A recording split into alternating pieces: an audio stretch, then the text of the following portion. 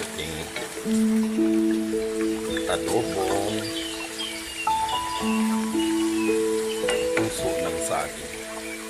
Simpleng luto sa probinsya pero ang sarap niya mga boss ka-idol. Kaway-kaway sa mga nagugulang nito.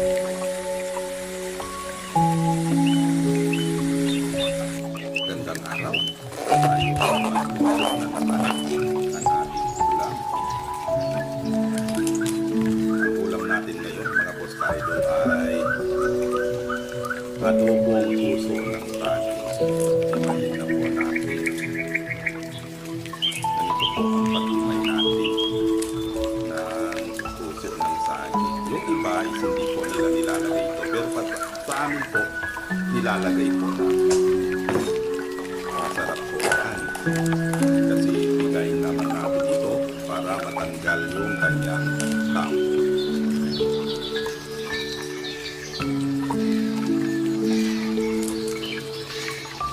Matigas kasi ito. Ito yung parang pusok niya pag hindi po natin tatanggalin.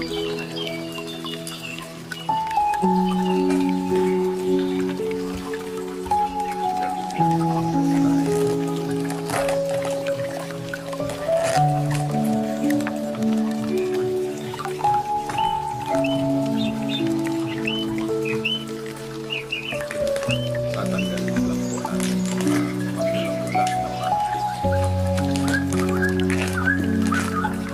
Ganyan po ay buhay.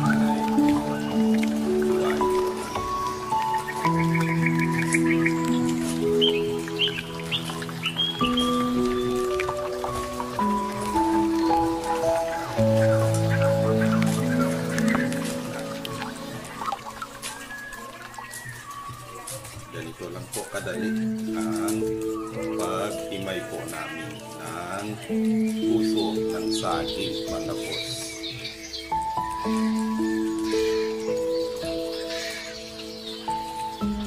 Kailangan siya dito sa ayan na po, natapos na natin na himay yung ating puso ng saging. Ngayon po ay maglagay po tayo ng asin. Ibabad po natin ng asin para matanggal po yung kanyang dagta.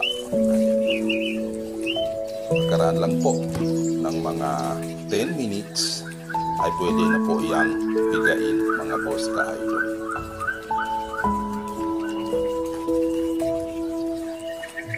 Ayan na po, lanta na yung ating puso ng saging dahil po sa asin.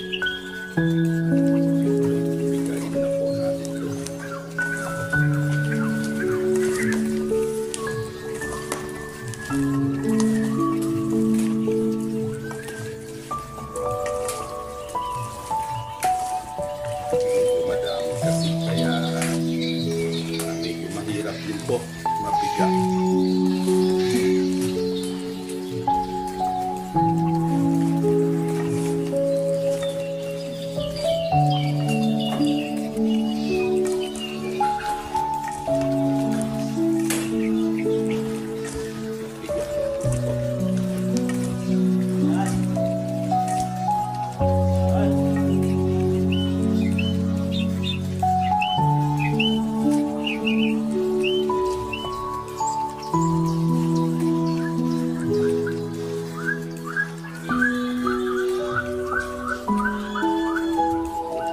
Ito na po siya, nabiga na. Ito po yung dagta na natanggal natin. At syempre, tayo ay mag-iisa mga boss.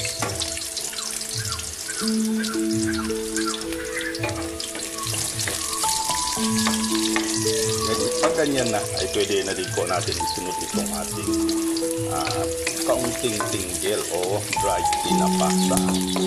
Antayin lang natin na maging mabango yan bago natin ilalagay yung ating puso ng saging. Ayan, mabango na po siya. Yung maamoy na ng buong barangay na tayo ay nagigisa ng masarap na ulam, charot, ilalagay na din po natin yung ating puso ng saging mga boss. At syempre dahil adobo nga, tayo ay maglagay na ng soy. Ayan. Konting soy mga boss. Suka. Ayan. Matching bangka.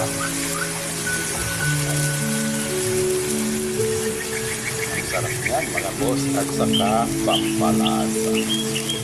Ayan.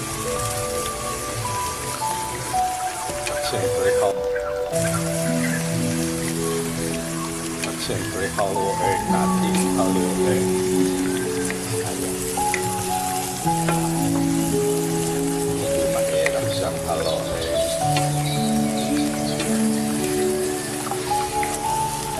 Hindi muna tayo maglagay ng asin. Mamaya na. Titikman pa natin. Ayan. Ito ang ating adobong puso ng saging. Simple dito sa probinsya, pero ang sarap niya mga boss kahit kaway-kaway sa mga nagugulang